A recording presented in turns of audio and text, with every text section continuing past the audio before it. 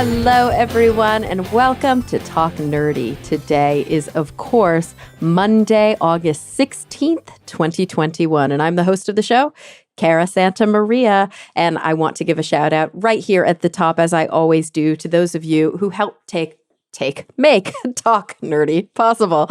Woo, that was fun. Each and every week. Remember, Talk Nerdy is and always will be 100% free to download. That's because I do rely on the listener support of people just like you. The top supporters via Patreon this week include Mary Neva, Rob Schreck, Pasquale Gelati, Brian Holden, Christopher Pitts, Daniel Lang, David J.E. Smith, Dudas Infinitas, June Sapara, Ulrika Hagman, and Robert Chris. Thank you all so much for your support of the show. If you want to pledge your support, all you've got to do is visit patreon.com/talknerdy, or you can go to my website, carasantamaria.com, where you can shop in the Talk Nerdy store and support in all the ways that you can. All right, let's just dive right into this week's episode because I had the incredible opportunity to have a chat with the ever charming and so knowledgeable Ginny Smith. Now, Ginny's background is in psychology and neuroscience.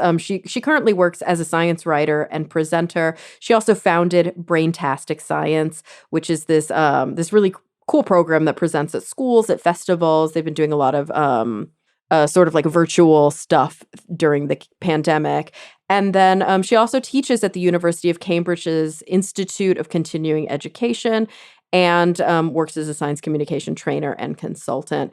And if that's not all, she hosts the British Psychological Society's Psych Crunch podcast and is a regular presenter on the Cosmic Shambles Network. But she's here to talk about her new book. It's called Overloaded: How Every Aspect of Your Life is Influenced by Your Brain Chemicals. So here she is to talk neurochemistry. Without any further ado, Ginny Smith. Well, Ginny, thank you so much for joining me today. Thank you for having me.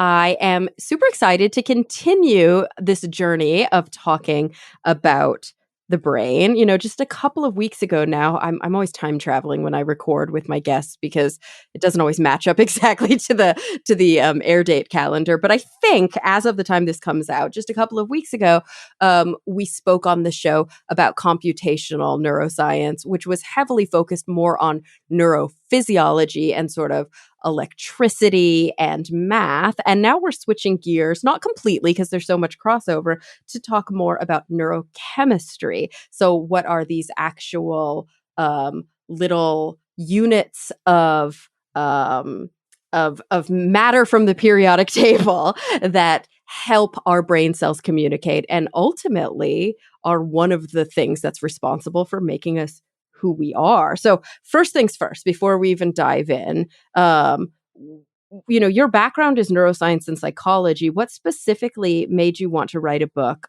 about neurochemistry?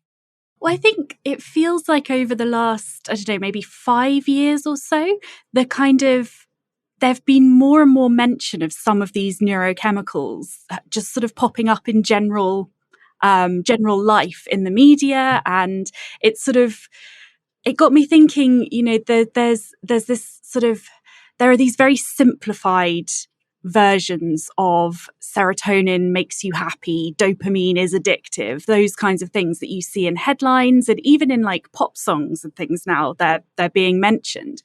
And with my background in neuroscience, I knew that it was a bit more complicated than that. So I thought it would be really interesting to kind of dig into what we do know about these chemicals and what we don't know a little bit more and kind of pull out some of those nuances and see, well, are these simplified messages basically true, just simplified, or are they actually really misleading? Oh, it's so important, right, to do the kind of difficult, sometimes nitty-gritty work of potentially debunking the situations in which, yes, I think science communication attempts to make something a little bit more understandable can sometimes go so far into deeming them incorrect, and then they can pop psychology or blatant pseudoscience can then run away with these conceptions and often take advantage of consumers. You hear this a lot, as you mentioned, dopamine, serotonin, noradrenaline, things like that. You hear it a lot, I find, with oxytocin. That one gets me. Yeah, definitely. I think it's interesting the way people sort of latch on to one concept and one link that has been found and actually forget how complicated the brain is, and that it's not just a case of one chemical always having the same effect. These chemicals can have completely different effects depending on where in the brain they're released, depending on what receptors there are in that area, even depending on the rate at which they're released. They can have all sorts of different effects. So, yeah, it was really, really interesting researching the book, but it turned out that it was even more complicated than I had realized when I started. Absolutely. And I think it's such, for me, from a personal perspective, because that's how I often treat this podcast. Sorry, listeners. I'm like, I hope you get something out of it too. But I'm really interested and curious in X, Y, and Z. And I think because I spent so much of my career studying neuroscience and then switched over to psychology. And these are salient concepts in both fields. But the farther I go into clinical psychology and specifically, end of life psychotherapy, the farther I get away, I think, from, being steeped into neurochemistry. Of course, it informs my work, but it's not my day to day. So I do feel like I've forgotten quite a bit. I probably haven't kept up with some of the more modern literature. And also even thinking back to the work that I did when I was doing my master's in neurobiology.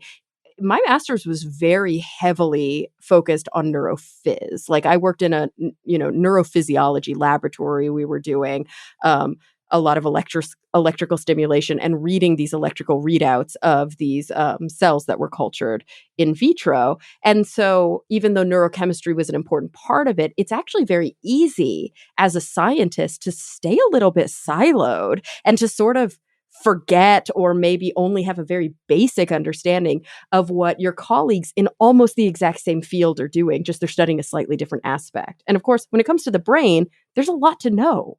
Totally. And I actually found that quite a lot when I was interviewing scientists for this book. And I'd be trying to get them to connect up either the kind of basic lab-based research with, well, how does that actually happen in the real world? Or the people doing the real kind of psychology of humans and how they behave, and trying to connect that back into the neurophysiology. And it's really, really hard to do. And there aren't that many scientists doing that connection bit, which I found a little bit frustrating, because that for me is what's really interesting. Like, it's great to know what happens in a dish to some cells, but what I want to know is, well, what does that mean for me?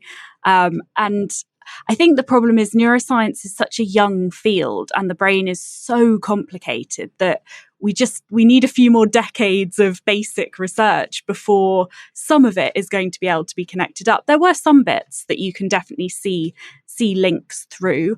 But yeah, a lot of the time it is quite difficult to make those links between the lab work and the real world work. And I think so often scientists are trained to be quite conservative in their communication approaches. And I don't mean politically conservative. I mean conservative in the sense that they don't want to overreach, right? So there's a lot of hedging. There's a lot of, well, our experiments only showed this, so I can only speak to this. And what ends up unfortunately happening is that there's this whole murky world of interpretation that's often left to the journalists. And then, of course, scientists love to condemn the journalists and the science communicators for getting it wrong.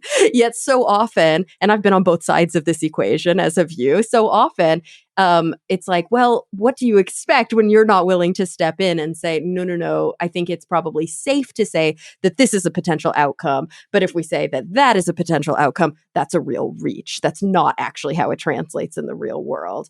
So unfortunately, you end up with, I think, a fair amount of misinformation that is coming from the right place. And it's simply, naive or it's misinterpreted. And then, of course, as I mentioned before, sometimes there can be nefarious actors who then take that information to try to sell you supplements or to try to, make a buck on a consumer that's actually not based in evidence at all, or based in a kind of unrealistic interpretation of the evidence. So yeah, it's like whose job is it then? And I think it's people like you, it's science communicators, people who sit down and do the dirty work to write the book. But then that's a lot of pressure on you to get it right, isn't it? Yeah, I mean, I did sort of have to make my peace with the fact that probably by the time the book came out, something in it would be wrong or would have been changed, or a new paper would have come out that would have changed it. But I think one of the problems with what you're sort of talking about is that often journalists write based on a single study or a single press release, and they'll write this article being like, oh, this study has found this thing, this is amazing. But actually, that's not really how science works. Science is collecting hundreds of studies and going, okay, what is the most likely thing that's correct based on this huge wealth of evidence, not just one study shows one thing. So the problem with a lot of brain research is you can find studies saying almost opposing things. So what I had to do with this book was try and read as much as I could and kind of work out what is the consensus. So I found 20 studies, including a few literature reviews and systematic reviews that say A, but then I've also found a few that say B, but it seems like the weight of evidence is leaning towards A, but then also kind of present that to the reader as this isn't definitive truth. This is how science works, and this is our best understanding at the point that I wrote this book. Yeah, I mean, and it's so much to keep up with, especially when we're talking about not just the totality of the human brain, but also within that, all of the different compounds, all of the different molecules that are utilized by the brain that have these different potential outcomes that we're still learning, each of those about. I think back to Talk Nerdy now, I think I've been doing this for about 7 years. That sounds about right. And I've had, a handful of people come on to talk about neuroscience. Of course, I'm a little bit have a bias towards that topic. So, if a new book comes out that seems interesting to me, I'll perk up a bit. And I know for a fact I can point to, I know that I've had, I think, an entire dopamine episode for somebody who wrote a book about dopamine. I think I had a whole episode about birth control and about all of the different ways, that these kind of exogenous hormones can affect our endogenous body, and crazy things that I didn't realize. Did you know that women on birth control have a blunted cortisol response? Just what?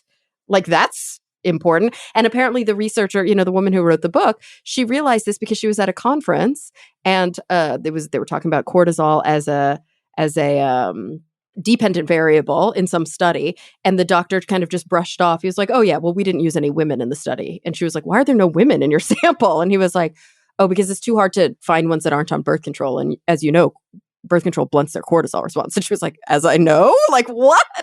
How is this not more commonly known? And so, I know that I've talked specifically on the show about a couple of drill deep, but this concept of all the neurohormones and neurochemicals, right? Because those are two different groups, and how they interact. This is big. So why don't we I don't know if I can be systematic about this. You had to be for the book, so you keep me honest. Well, that's why I kind of went by topic, because I mean, just to sort of clarify, I don't cover all of the neurochemicals and neurohormones. I hardly even touch on reproductive hormones, just because there are hundreds of them. So what I had to do was I decided to go by topic. So each chapter is a kind of a thing that is important in our life. So whether that's learning and memory, whether it's mood, whether it's sleep. And then I sort of picked out what I thought were the most interesting or the biggest players when it came to chemicals involved in that topic, because I decided that was a better way of structuring it than trying to work through each chemical, when one chemical can have so many different effects in different areas of life and of the brain. Well, and I like how you did this from almost I always mix these two up, but I think more of a top-down approach as opposed to a bottom-up, which very often when we're reading our neuroscience textbooks, like those of us who are sort of steeped in the literature, it's like you start to notice patterns in how these things are presented, right? You might be learning about the neurochemistry first, and then you start to learn about these smaller pathways going into larger pathways. And you see things like learning and memory, for example, as you mentioned, that's such an important one. You're always going to learn about learning and memory. You're always going to learn about maybe mood, but you also get into things like, logic or emotion. You're talking love, you're talking pain. Sometimes neuroscience textbooks are like, I'm not touching that.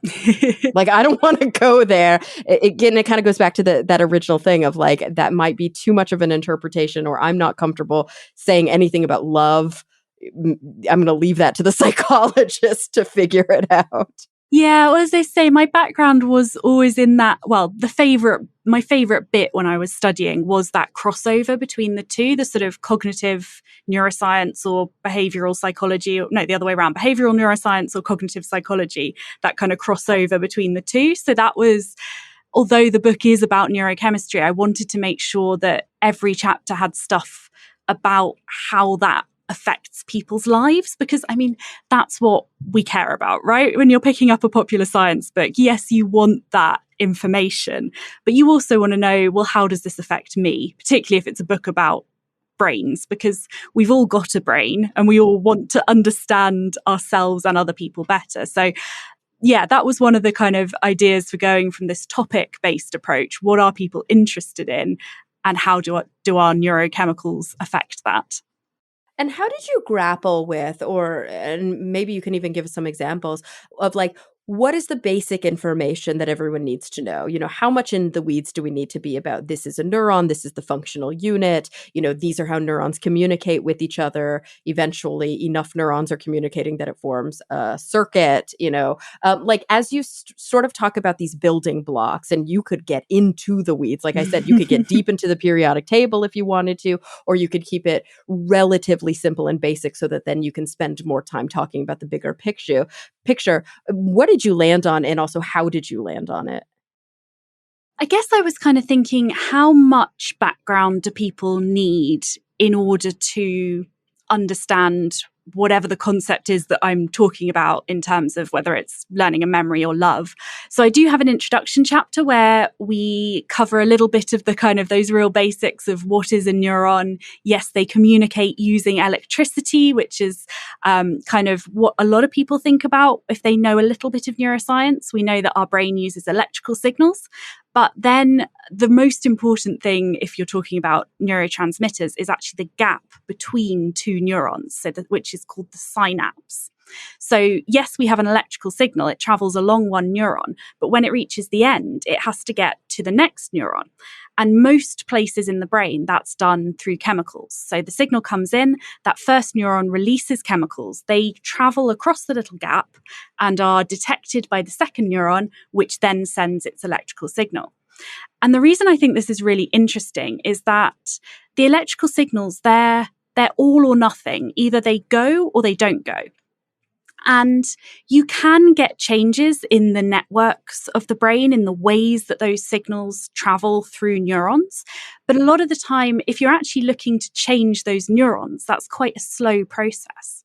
So for those kind of second by second changes that we all experience in our brain when we're thinking, when we're feeling something, when we make a decision, actually a lot of that happens at the synapse, because which chemicals are released, how quickly they're released, which receptors are there, things like that can change relatively quickly, very, very quickly for the chemicals that are released, and slightly slower for the receptors. But that, I think, is where a lot of this kind of stuff that makes us human happens, because that's where things can fluctuate and one area of the brain can influence another area of the brain, and how the connections are, how those signals are being sent through chemicals at this synapse.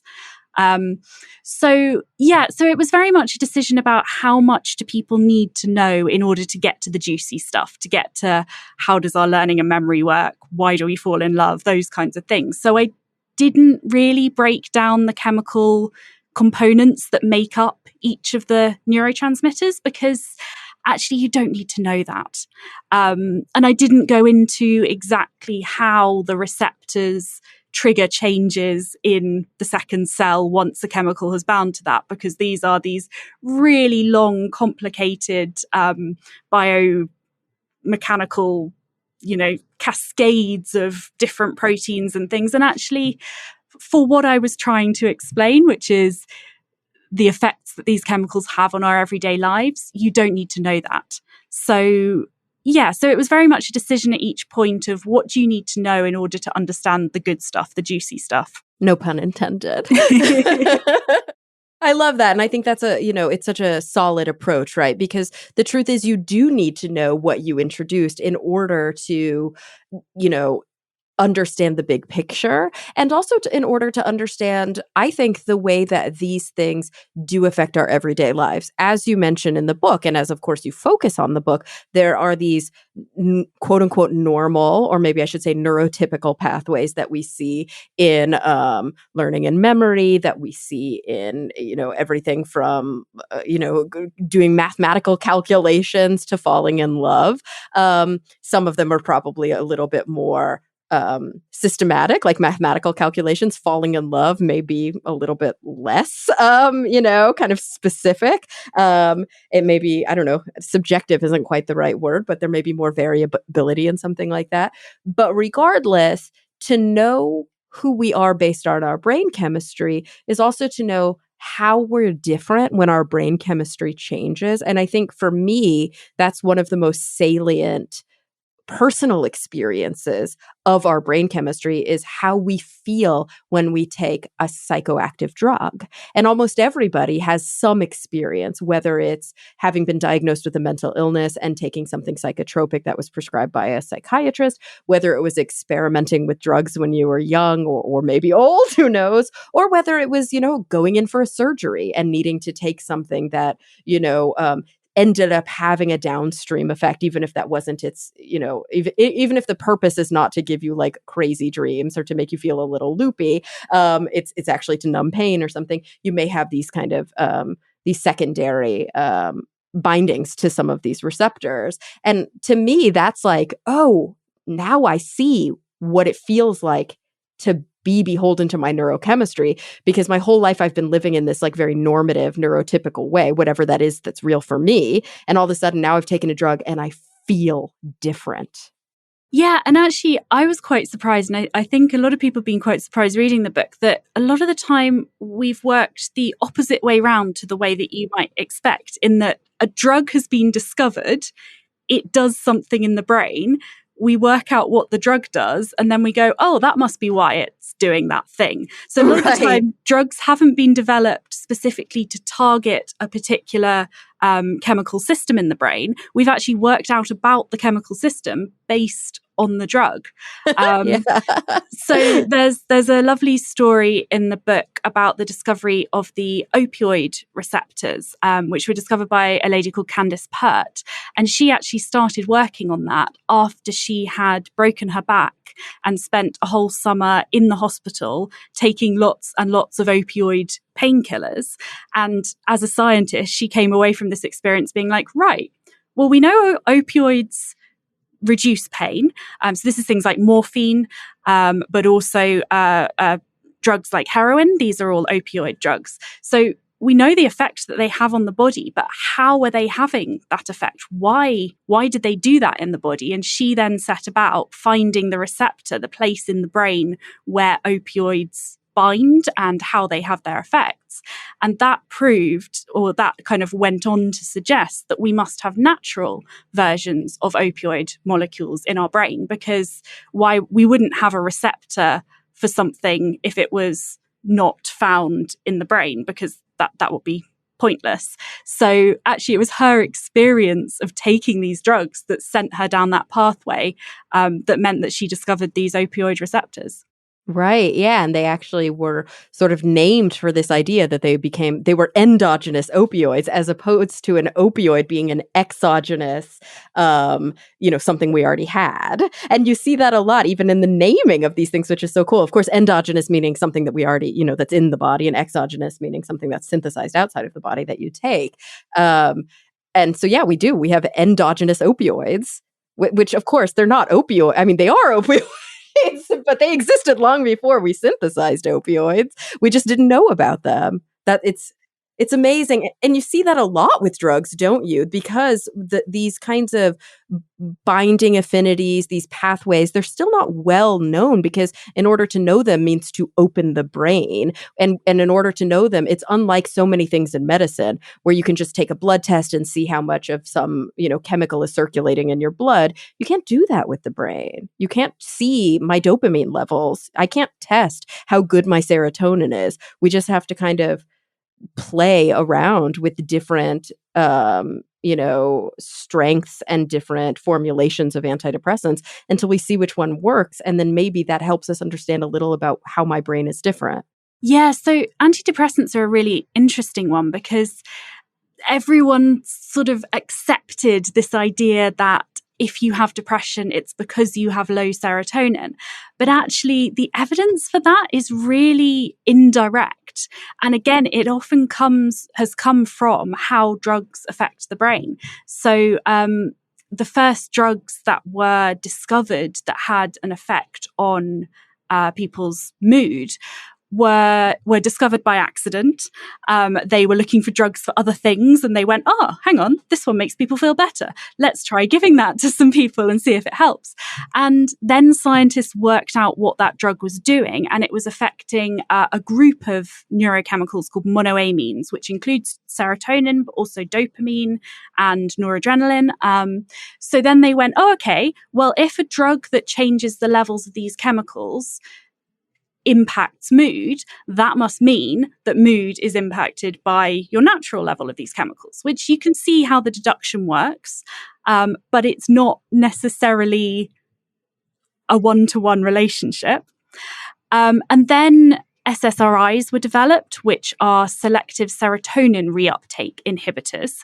And it was discovered that they had a really big impact on mood with less side effects than the others, because they're only influencing one chemical rather than influencing a bunch of them. So you're going to have less side effects. And so people latched onto, okay, well, if boosting serotonin helps improve people's mood when they have depression, that must mean depression is caused by low serotonin.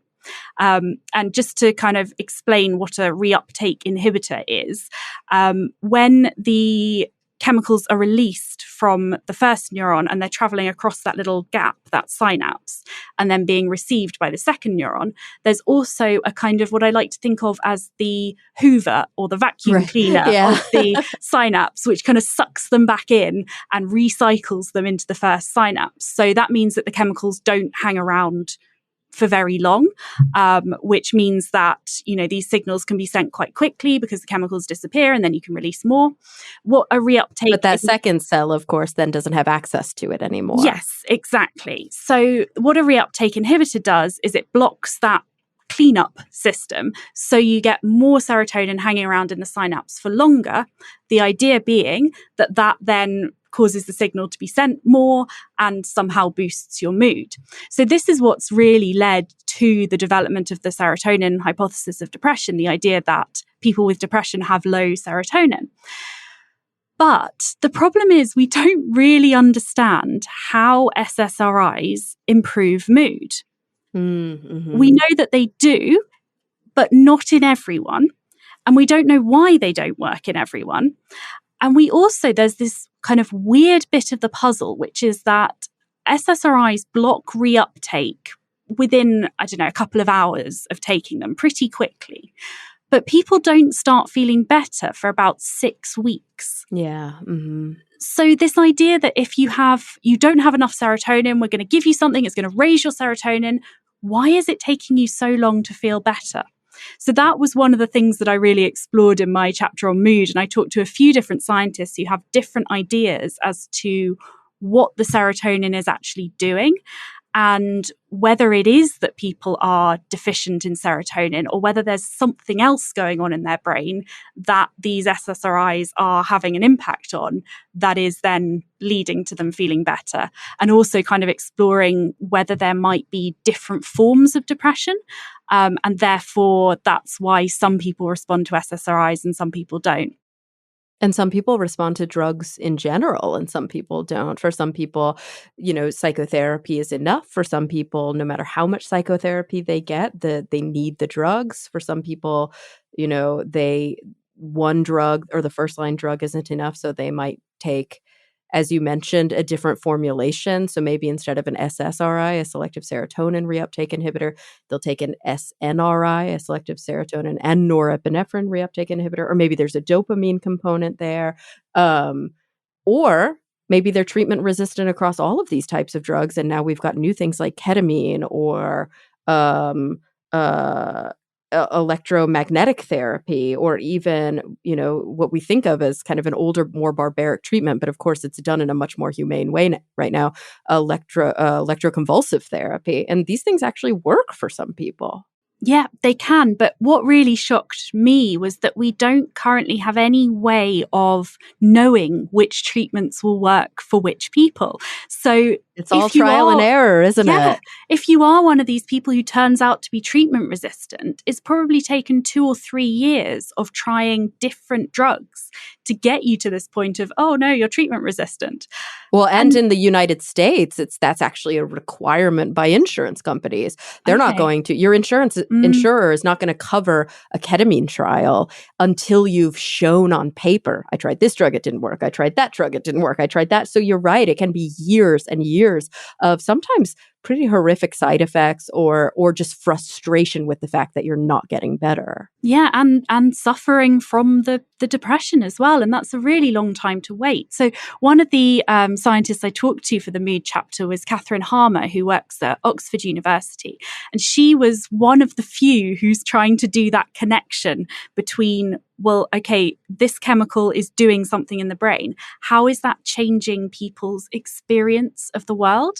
And she has done some fascinating studies looking at brain activity of people after they have taken SSRIs, and also how it's changing the way they remember their experiences. So she was finding that after taking SSRIs, people who respond to SSRIs remember positive experiences better than they did before they took the SSRIs. So this is the kind of bias that we see in depression that, well, actually it's more of a bias that we see in people who aren't depressed. So in the healthy population, we tend to remember positive things better than negative things. So if you give us a word list to learn, we will remember the positive words better than the negative ones. If you show us a bunch of faces, we'll spend more time looking at the happy ones and not looking at the sad or angry ones. People with depression show the opposite. So they spend more time looking at the bad things and they remember the bad things. But she found that even a single dose of SSRIs changed the way these people with depression were collecting information. And she was arguing that that might be why they work and also why they take a while to work. So they are changing the way you take in information immediately, but it takes a while for that to sort of trickle down into, oh, my life is better than I thought it was. But the thing that I found most interesting was that this change only happened in people who were going to respond to that drug. Right. Okay. So after one dose of it, she could predict who in 6 weeks' time was going to feel better and who wasn't going to respond to that particular drug they were trying. So I think that could be a huge breakthrough if we could bring that out of the lab and into clinical practice. If we could test people after a couple of days on a drug and say, okay, this one is going to work for you or this one isn't going to work for you, that could make a huge difference for patients. Absolutely. And it sounds like a relatively simple assessment. It's a classic kind of, psych test that you would give to university undergrads where you press the bar on the keyboard when you see a face that makes you feel X way and you look at reaction times and you may be able to synthesize data there to say, oh, this person is, changing the way that they interact with stimuli based on the drug that they took. She did do some brain scanning as well and saw differences in the way their amygdalas responded. So that's a part of the brain that's involved in emotion. But yes, doing a brain scan on someone is very expensive, but giving them a memory test is not. So I think that's some really exciting work, and I'm hopeful for that for the future. Oh, I'm fascinated by this. And not to perseverate too much on mood, but of course, again, because I'm like being quite selfish and I'm like, this is my show. I'm going to ask you about things that are interesting to me. As somebody who personally has been taking SSRIs now for probably about 10 years, and I've only recently started to kind of play, quote unquote, with my prescription, I can anecdotally attest to how bananas a positive reaction on a psychotropic medication versus a negative reaction on a psychotropic medication can feel. I remember when I first decided to try to take, my depression was getting bad enough that I was like, I've been very resistant to medical treatment. I want to finally try. And I was in a pretty bad way. So the psychiatrist I worked with kind of decided, let's throw the book at it. And they gave me a complicated drug, a drug that had like a serotonin, norepinephrine, and dopamine component to it. And I felt like I was on meth. Like I took this drug and I couldn't sleep for days, and I had that classic suicidal reaction, which is quite scary. And a lot of psychiatrists even, I don't know how seriously they take it, because they're like, I don't know if it just means the drug's not working, and so then the person feels suicidal. It's like, no, I've never in my life felt that way. I only felt that way after I took this drug. And we immediately stopped it. We went backward to a very clean and very classic SSRI, and it was like night and day.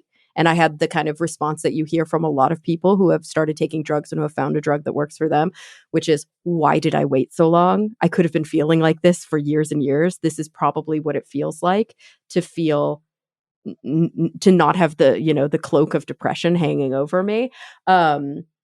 And so it's interesting because when I talk to my psychiatrist now, and we're starting to try and play around because I'm dealing with some side effects like fatigue. And she's like, well, what about this drug? Or you'd be great for, Wellbutrin or these other things that have this dopamine component. And I'm like, no. I know what I feel like when I take uppers. I know what I feel like if I have more than 1 cup of coffee in a day. Like I know my body's response to norepinephrine, to these different things. And I think knowing thyself, knowing how your brain works and starting to calculate for yourself these experiences of, when I take these drugs, I get these kinds of side effects. When I'm on these drugs, I feel less like this or more like this, can really help for patient advocacy when you find yourself in these scenarios where your doctor is trying to work with you, not for you, in order to find the right outcome for you. It can help you have a voice, which I think is so incredibly important in these experiences. Yeah, definitely. And I think one of the things that makes studying brains so difficult is that they are all different. Our brains they're built based on our DNA, which is different to start with, but then they're constantly changed and shaped by our experiences all throughout our lives, particularly when we're sort of children, but even later in life as well. They're constantly changing. So just because something works for one person, it doesn't necessarily work for another. And things might start or stop working for you at some point in your life as you change, your brain changes, your body chemistry changes. I think caffeine is a really great example. Like we all know people who can drink 6 cups of coffee a day, including 1 after dinner, and still fall asleep really easily. And then we all know people who, if like me, if I have a cup at 3 p.m., I'm awake all night. And like differences like that, even if you haven't taken, more stronger drugs, caffeine is a drug and pretty much everyone has tried that. And we know that some people get anxious and jittery and some people don't. And why that is, it makes studying the brain a whole lot harder. I think pretty much every heart is pretty much the same, but every brain is like completely different. So it does make it, a lot more challenging. But I think, as you say, it's really useful to get to know yourself and know what works for you and what doesn't work for you, and whether that is behavioral changes that can have knock-on effects on brain chemistry, or whether it is external drugs or other kind of things, whether that's caffeine or over-the-counter painkillers, or whether we're talking about prescription drugs. Kind of working out what works for you is a very important part of understanding yourself. Absolutely. And I feel like at this point, just because of the work that I do in psychotherapy with patients, so I'm not a psychiatrist, I'm training to be a clinical psychologist, so I don't have prescriptive authority, but I work in a cancer center where all of my patients take a lot of medication. And unlike chemotherapies, or unlike certain drugs that they have to take to maintain their to keep their tumor markers down, or drugs that they take to maintain their blood pressure, or to prevent infection, drugs that keep them alive. When we talk about psychotropic medication, and also other types of medication, like you mentioned, even caffeine, I don't know who needs to hear this right now, but I feel like this is a good time to say it. Only you know yourself, and you're the captain of your ship. And so I think we've long had a very paternalistic medical system, and it's starting to come around to the idea of patient advocacy and patients' voices. But for so long, we've been taught that if doc says it's right, I should just suffer the consequences. But the truth is, if you're especially your psychiatrist, but really any physician, prescribes a drug and you don't feel well on it, you don't feel good, you don't feel right, say something. Get to the bottom of it with your doctor and figure out what you guys can do together to feel good and to feel right, because you're not supposed to feel bad. And I think so often we don't know that, we don't realize that, so we suffer through feeling bad in the hopes that we're going to feel good later. And I think this is a really sad negative outcome of brain chemistry treatment. And so I don't know who needs to hear that right now, but you have a voice. Your voice is important. Don't just stop taking it without telling your doctor, but do call your doctor and say, this doesn't feel right. It's such an important thing to do, is to advocate for yourself.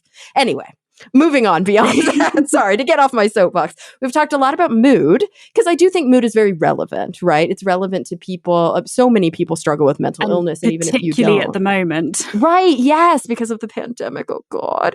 And whether you do or you don't, you know somebody who does, and you know somebody who's grappling with this. So of course, I think it's a really salient component.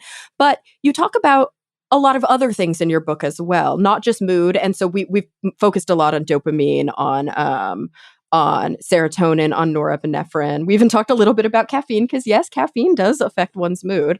It's known to affect one's mood. But you talk about other things that I think are so interesting. We mentioned love. Love is complicated.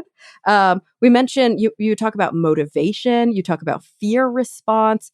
We talk about sleep. Oh my gosh. Can we talk a little bit about sleep? Something that's so relevant right now. Everybody's sleep is completely screwed. Yeah, it's interesting. Apart from my husband's, he can sleep anywhere, anytime. And I talk about, this was actually kind of one of the inspirations for this chapter, is sort of like, why can he sleep anywhere, anytime, even after drinking coffee? And I have to coax my body and be in the perfect, everything has to be perfectly dark and quiet and cool. And why? Because the world is not fair, Ginny. It's not fair. Although it is very beneficial, because if we were both light sleepers, I think we'd both keep each other awake all night. So I'm very grateful that he's such a good sleeper. But yeah, it's interesting. A lot of people are finding at the moment, I guess, with the stress of the pandemic, but also the kind of loss of their normal routine. I think that's one thing that's having a big impact on people's sleep, because there are a few different ways that our brain knows that it's time to sleep. And one of them is very simply how long we've been awake. And that's detected by the buildup of a chemical called adenosine in a particular part of the brain. And it's basically produced when your awake brain cells are doing their thing. They produce this adenosine chemical as a side effect, sort of waste product. So then the brain can use that to know how long you've been awake, because more adenosine means your brain's been awake for longer. So the more adenosine you have in this part of your brain, the sleepier you feel. And that's actually what caffeine effects. So caffeine binds to the receptors that normally detect adenosine and tricks your brain into thinking there's less of it than there actually is. And that's why it can make you feel a bit more alert. So that's one way that our brain knows that it's time to sleep, because you've been awake for a long time. But then we also have a body clock, or a circadian rhythm, which kind of keeps you in phase with day and night. And that's driven by a chemical called melatonin, which is released in the evening when it's starting to get dark and tells you that it's coming towards nighttime and you should start to feel sleepy. But our body's body clock isn't perfect. It isn't exactly 24 hours. And that's really useful because it means that we can move our body clock, which is what we do when we travel and we go to a different time zone. And jet lag is the experience of your body clock not matching up with your new time zone. But it does gradually get there. And the way it gets there is through light exposure. So when you get bright light in the morning, that tells your brain that it's morning, and that delays the release of melatonin. And then your body sort of calculates how many hours it's been since you got that bright light to work out when to release the melatonin. So I think one of the problems a lot of people are having at the moment is that we're working from home, a lot of us, and we're maybe not able to get that bright light in the morning that is setting our body clock. Your brain can also set your body clock based on routine. So I interviewed a colleague who has worked on ships in the polar circles, so where there's no change in light throughout the day. She had 24-hour daylight for a few weeks while she was doing some research. And she was saying that you set your body clock based on other things. So it's based on when you eat, and it's based on when you work, and it's based on when you socialize. And if you keep those as proper rhythms, your brain can actually use that, despite the fact that there's no change in the light, to keep you on a 24-hour cycle. So with everyone's routines being completely messed up at the moment, and you're not doing that your usual commute to work, sit in the office for however many hours, commute home, have dinner, it's not quite the same. I think that's one of the reasons some people are finding issues with their sleep. Oh, it's interesting. And we can also do not just these, like you mentioned, routinized kind of signals for our body to know this is sort of the crescendo of the day. This is the day crescendo of the day. But also, we can actually affect, and we do because of the electric light bulb, we affect our day-night cycles, our circadian cycles, based on light. And this is why there's a lot of pretty good evidence to support the idea that having a bright light that emulates the same color temperature of the sun in your office can be very beneficial for both your mood, but also your alertness. It's why you shouldn't pop a melatonin at night and then look at your phone for 2 hours. You need it to be in the dark. That's the whole point, right? Like, the dark is, as soon as you have light, it's just going to counteract the melatonin that you've taken. And so, yeah, we can do things. We can sleep with blackout curtains, or we can put an eye mask on our eyes late at night, which can help us kind of, even though, I live in Los Angeles, it is bright out my window at night. So I have blackout shades, and it really does make a massive difference in the quality of my sleep to be able to open my blinds early in the day. And close out the city lights at night in order to sort of induce a more natural day-night cycle for myself. Yeah, exactly. So these daylight lamps are great, but you want to only be using them in the morning. So you want a couple of hours in the morning, tell your brain it's morning, lots of nice light, and then go to sort of normal lighting throughout the day. And then maybe a couple of hours before bed, you want to start dimming everything. And there is some evidence that blue tinged light might be more effective at delaying melatonin, so worse for you in the evening. So a lot of people are now using blue light filters on their phones, and some people even wearing blue light glasses. it seems like bright is probably the most important thing, and then blue is next. So dim everything as much as possible is the kind of most important thing. And then if you want to turn your screen a bit more yellow, that might help as well. But yeah, making sure everything is dim, and also just taking some time away from the screen in terms of not working all the way through to bedtime. And I think with more people working from home, more people are perhaps finding it. I mean, I've been freelance pretty much my whole working life, so I've always worked from home.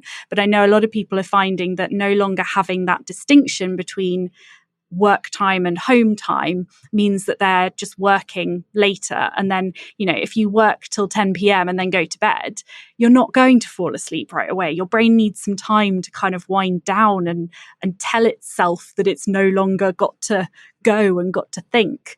So yeah, a couple of hours with dimmed lights, doing something where you're not thinking about work, I think is hugely valuable before bed. Yeah, it's probably the most important thing you could do. And for people who simply aren't in a position to be able to do that, right? Because, of course, it's a privileged position to be able to do that. There are alternatives. I remember doing I did a whole collaboration with the Natural History Museum here in Los Angeles about night shift workers and about kind of the city at night and nocturnal animals. It was a really cool program that they put on. And we did a panel, and there was a researcher on the panel who had been he actually wasn't involved with the company, but he highly recommended to me this software for my computer. And there's all sorts of different, softwares that do this, but this one was called Flux, and I've been using it since then. And it's so cool because it gradually dims and shifts the color temperature. You tell it what time you go to bed and what time you wake up. And in the morning, it blasts you with bright light that's more like the sun. And then as the day goes on, as you mentioned, it tries to emulate what your room lighting would look like.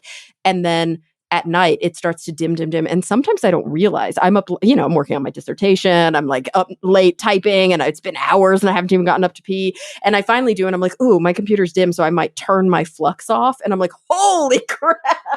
It goes from being like red to being so bright and blue. And I don't even realize the difference because it happens so gradually. So I'm grateful that there are technologies like this that exist where at least we're trying to utilize some of the science and in a way that is meaningful and actually can help positively impact our lives. Then again, of course, sometimes all this stuff can be taken too far and it's no longer based on evidence. It's based on what we hope or we think the evidence shows. And that's where we kind of get in trouble because, of course, consumer products are often say, it's based in science, but then we made it better.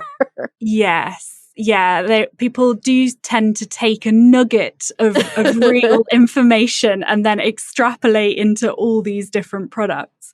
I think the other advice I've heard for shift workers is if you finish a shift in the morning and you have to go outside to get home, which most do, is wear sunglasses. Wear the darkest sunglasses you can find, maybe wear a hat. You trying to avoid getting too much of that light to your eyes if you're going to go home and try to sleep. Because if you've come out of a long shift and blasted your brain with sunlight, your brain's going to go, oh, it's morning. And then you're going to find it harder to get to sleep when you get home. So trying to keep yourself in the dim as much as possible can be quite helpful. And at home using that, it's so tough. I mean, and I think it's a daily struggle, to kind of normalize to that, especially because the world is operating on a different schedule, which means if you want to do anything normative, go to your kid's baseball game, you have to break your schedule. But yeah, dim lights, like you said, amber lights, even just candles. Like late at night, I try not to use my overhead lights and I mostly use candles to see. It helps me go to sleep so much faster. Yeah, I think that's the way we used to do it, right? Back in the day before we had light bulbs. The sun would turn off and we'd light a fire. Exactly. Yeah, That's all we could do. And for a very long time, we evolved with that as our signal. It's only recently that we've evolved with overhead lights as our signal. And so in our brain does, it's interesting, all of these different neurochemicals that you dive into and how they work and how they affect us and ultimately what we do know and what we really don't know. It comes down to a sort of coevolution. We are mammals that exist in a world with sophisticated brains, yes, but still mammalian brains. And we evolved in a landscape. And we've also developed now a landscape that is not the landscape that for 250,000 years as human beings we were evolving in.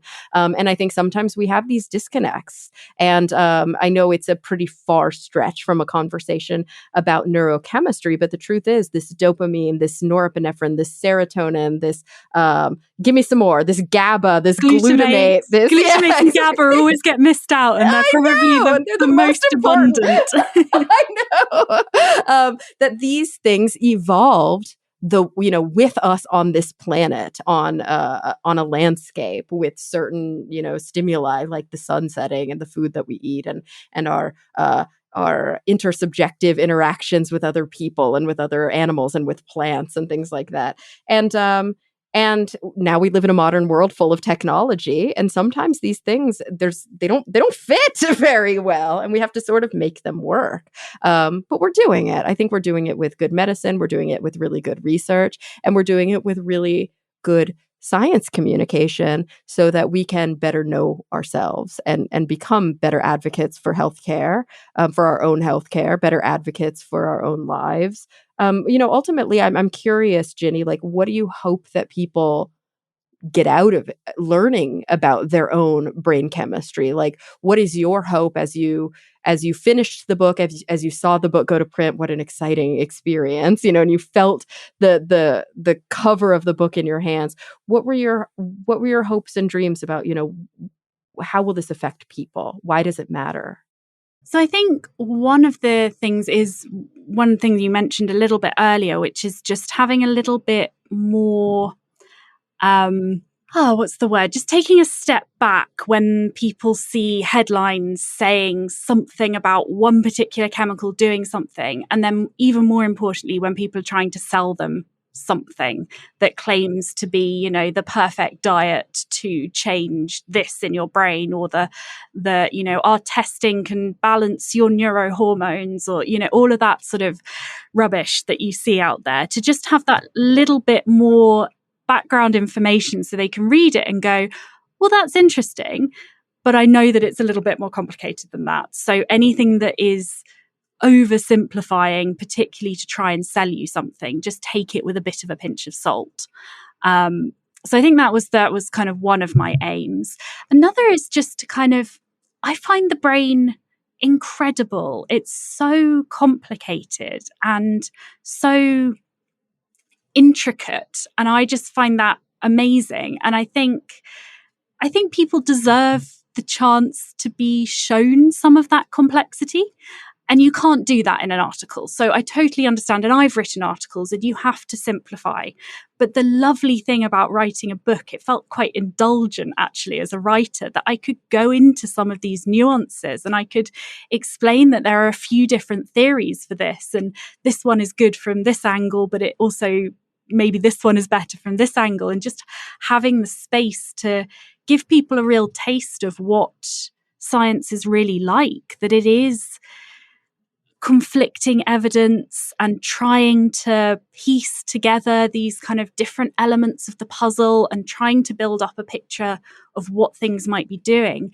And just, giving people the kind of respect to tell them all of that, rather than thinking they need it to be simplified into one sentence so that they can understand it. I think people who read popular science are ready for a little bit more nuance. So I hope people come away with respect for their brains, for how amazing it is that they don't go wrong more often, considering how complicated they are, and just kind of a bit more curiosity about all of these different topics. I mean, I've got 9 chapters, I think, and you could easily have written a book on each of those, and there have been books written on each of them.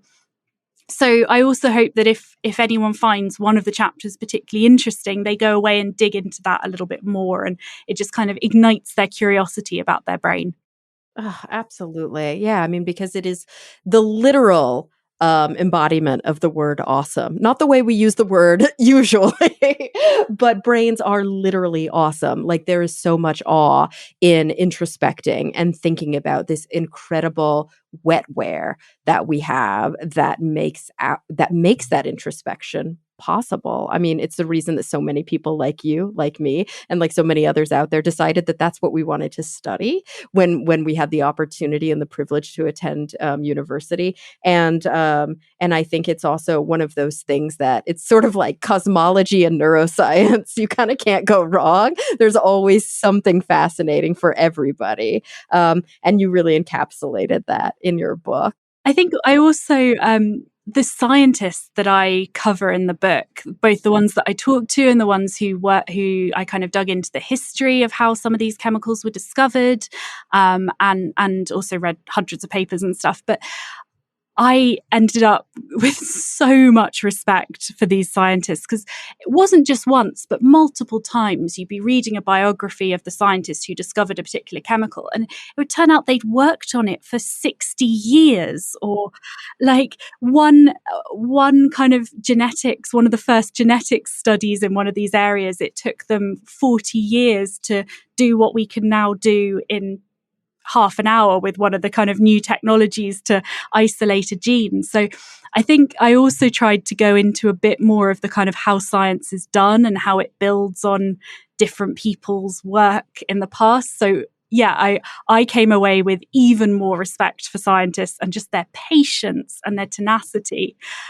So yeah, giving people a little bit more of a glimpse into what scientists do as well was another thing that I was quite keen to do. And I'm so glad you did. I'm definitely a firm believer in the fact that the process of science is almost I mean, sometimes it's a given it's due, other times it's not, but I think that it should be inextricably linked to stories about science, right? It's so fundamental to understand the people and the process that we need to be telling that story over and over and over and over and over and over again. And so I'm glad that you kind of wove that into the narrative, because without it, I think our critical thinking skills will languish. We have to constantly be reminded of how none of this came easy. We don't just know it by snapping our fingers. We have the privilege to know it by reading a line in a book, but that line represents, as you mentioned, sometimes, centuries, but at least for certain people, decades of a career, in order for us to be able to say unequivocally, X plus B equals C. And so, to take that for granted, which we so often do, I think really is a travesty. So when we're reminded, it's so important. So Ginny, I told you we were going to talk for 45 minutes. It's been 58. I'm looking at, about to be 59. So I do want to let you go. But before we go, I always close my show by asking my guests the same two questions. And I'm going to be fascinated in your responses, especially as somebody who has been working as a science communicator for so long, has so many varied interests, but of course might have neurochemistry on the brain. So you ready for these big questions?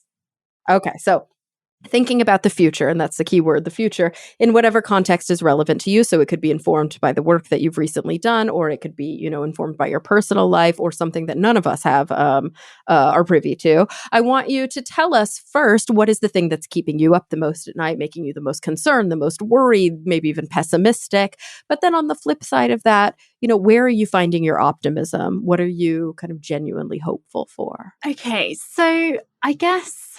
Oh, those are big questions, aren't they? Right. Yeah, you can take a minute. I know I said I listened to a couple of other podcasts, but I don't think I got right to the end because I didn't hear anyone else's answers to those ones. There are themes, just so you know. I often hear there are some answers that are really thematic, and then every so often I'm like, wow, I've never heard that answer. Okay, so I think one of the things that is I think a worry at the moment and moving forwards is the kind of false news thing. I've actually been doing a lot of reading recently into how to effectively debunk myths, because there is some concern. We know that our brains think things are more likely to be true if we hear them more often. So there has been some concern that if you are constantly debunking a myth, by telling people that this particular thing is a myth, that might actually reinforce it, because what they remember is, oh, I heard Ginny Smith talking about left brains and right brains, and that just gets filed under, I heard about left brain and right brain again. So you might actually risk reinforcing a myth when you're trying to debunk it. But I actually found some really interesting research which has broken down the best way to debunk myths. So yeah, I think it's a big concern at the moment, particularly with things like the anti-vaccine movement. And, we've all seen sort of stories of people who've had what they think are bad side effects from a vaccine. And it tends to be the people who have had negative experiences who speak out, whereas all the people who were fine after a vaccine aren't writing articles about it and posting it on social media. So it can be very easy for our brains to think that this thing happens more often than it actually does. Yeah, it's why we always say we have to consider the hits and not just the misses, or vice versa. Yeah, because there's that bias that comes out from only noticing the bad Yelp reviews. We get it with, I think it's shark attacks and plane crashes that they've done studies on as well. We think that they are both much more common than they are, because pretty much every time one happens, it's reported on. Whereas we don't get newspaper reviews about so-and-so went swimming and didn't get eaten by a shark. Like, you don't see them. So I think with social media and with the kind of all those sites that don't fact check things and just repost things, I think that is a big concern for the future. And I think what makes me hopeful is that we have the opportunity to help the next generation learn how to assess sources. And I think actually that has to become one of the most important jobs that we do as science communicators, but also for teachers and for parents, is to give kids the tools to read something and see, well, is this a credible source? What about the content of it? Have they simplified something so much that it's unlikely to be true? Have they told me what their sources are? Where is this information coming from? And giving people that kind of, the ability to think critically, I think, is where we're going to really make a difference on this. And also teaching people how to debunk things properly, which is to not leave people with a hole in their knowledge. So just telling someone that there is no such thing as a left-brained person and a right-brained person, that's not particularly helpful, because what you've done is you've now given them a hole in their knowledge and there's nothing to fill it with, and our brains don't like gaps. So what you have to do to debunk is to say, we do have some understanding that certain abilities are found on one side of the brain or the other. So most right-handed people have their language abilities on the right-hand side of the brain. But brain scans have shown that people don't have a left or right-brained bias. So there's actually a study that looked at resting state brain scans. So people who were just put in a brain scanner and told to relax. And they found that everyone was using both sides of their brain all the time. So there's no evidence at all that people prioritize using one side of the brain over the other. We do have different abilities, we do have different personalities, but the link with sides of the brain just isn't there.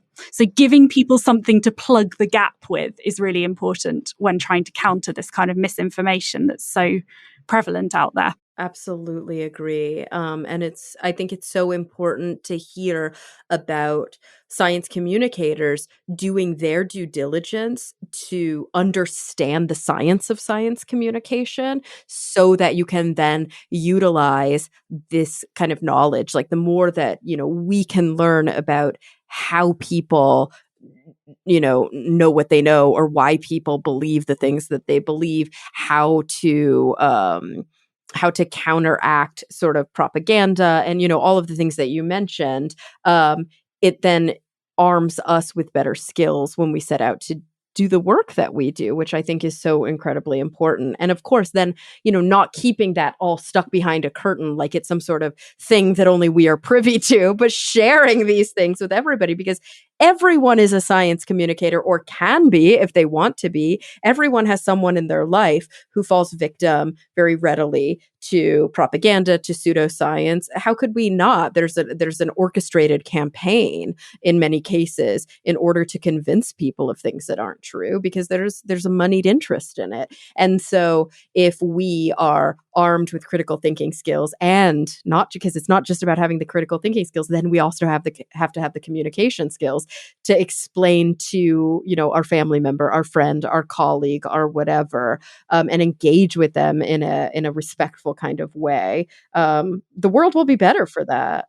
Definitely. And I think one of the things that gives me real hope is when I go into schools and events and I'm working with young kids, particularly that sort of 7 to 11 age group. And a number of times I've heard one of the kids after an event talking to maybe a parent or a friend who wasn't there later at the festival and telling that friend or that parent something that I told them in the show. And that is just one of the best feelings I ever get as a science communicator, hearing someone go, I learned this really cool thing about my brain and I want to show you how to do this illusion or whatever. I love that. And it's, that and the questions kids ask me after shows. I love doing Q&A, and kids are so curious about everything, but particularly about their brains, I think, or maybe that's just what I've experienced.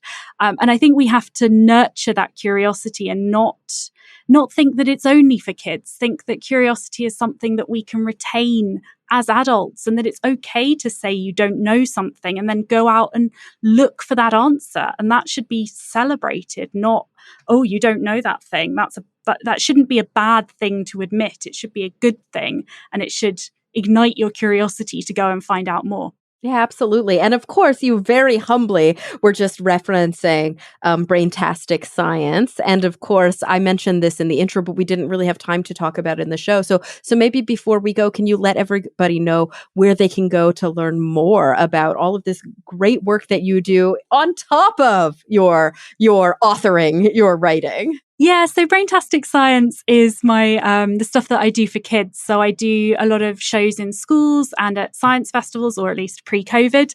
Recently, we've done virtual shows, which is great because I can now work with kids kind of anywhere in the world, which is really lovely. But we also do kind of lesson plans and workshops, and we have a kind of a science club thing, which is all on demand, all about the senses, where families can just sign up, and then you get 6 weeks of videos and activities. It's all really hands-on, and it's all aimed at getting kids kind of interested and excited about neuroscience, because it's not really something that is taught very much in schools. And I think everyone can benefit a bit from learning a little bit about how their brains work. So the website is braintasticscience.com. Love it, love it, love it. Well, Ginny, thank you so much for taking the time, even a little bit of extra time, to share your wisdom with us, to get us excited, re-excited and reacquainted with our brains. I learned an awful lot, and I had a great time chatting with you. Thank you for having me. It's lovely. Been lovely. Thank you. Absolutely. And everyone listening, thank you for coming back week after week. I'm really looking forward to the next time we all get together to talk nerdy.